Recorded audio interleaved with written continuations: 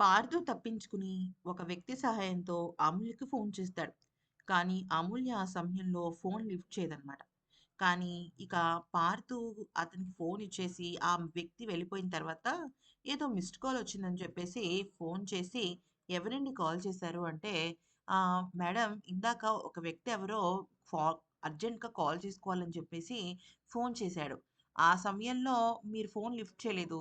అందుకనే ఆయన వెళ్ళిపోయాడు అంటే మీకు ఫోన్ చేసిన ఆయన ఎవరు అంటే, మరెవరో కాదండి. వివిఎం ఇంటర్నేషనల్ స్కూల్ ఓనర్‌లాగా కనిపించారు. అయితే ఆయన కృష్ణనగర్ రోడ్ నంబర్ 5 వెంకటేశ్వర స్వామి గుడి వెనకాల ఉన్నట్టు నాకు అర్థమవుతుంది. కానీ ఆయన చాలా నీరసంగా ఉన్నారు. అసలు నడవలేని పరిస్థితుల్లో ఉన్నారు అనంగానే అమూల్య బాధపడుతుంది. అయితే వెంటనే కృష్ణానగర్‌కి బయలుదేరాలని చెప్పి కారుని యూటర్న్ తీసుకునే లోపు అక్కడికి దేవ కనిపిస్తాడు. దేవ కనిపించి ఏంటి ఇక్కడున్నావు? ఏమైంది? అంటే, మీరే కదా సార్ ఫోను చేశారు. అందుకనే నేనిటొస్తున్నానంటే, నేను ఫోను చేయడం ఏంటి? అని అంటాడనమాట. మీరే కదా సార్ వేరే వాళ్ళ కాల్ నుంచి ఫోను చేశారు. మీ ఫోన్ ఏమైంది? అని అడుగుతూ ఉంటుందనమాట. ఈలోపు ఏమవుతుందంటే, అక్కడ వివిఎం ఇంటర్నేషనల్ స్కూల్ పాపకి చిన్న యాక్సిడెంట్ అవుతుంది. యాక్సిడెంట్ అయిన తర్వాత అమూల్య అలాగే దేవాలిద్దరూ కలిసి ఆ పాపని హాస్పిటల్‌కి తీసుకెళ్తారు.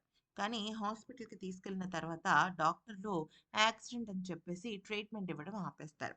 మొత్తానికైతే ఇక్కడ అమూల్య అమూల్యకు ఒరిజినల్ పార్థు బయట పడ్డాడు అనుకునే లోపే తను మిస్ అయిపోతుందన్నమాట పార్థుని.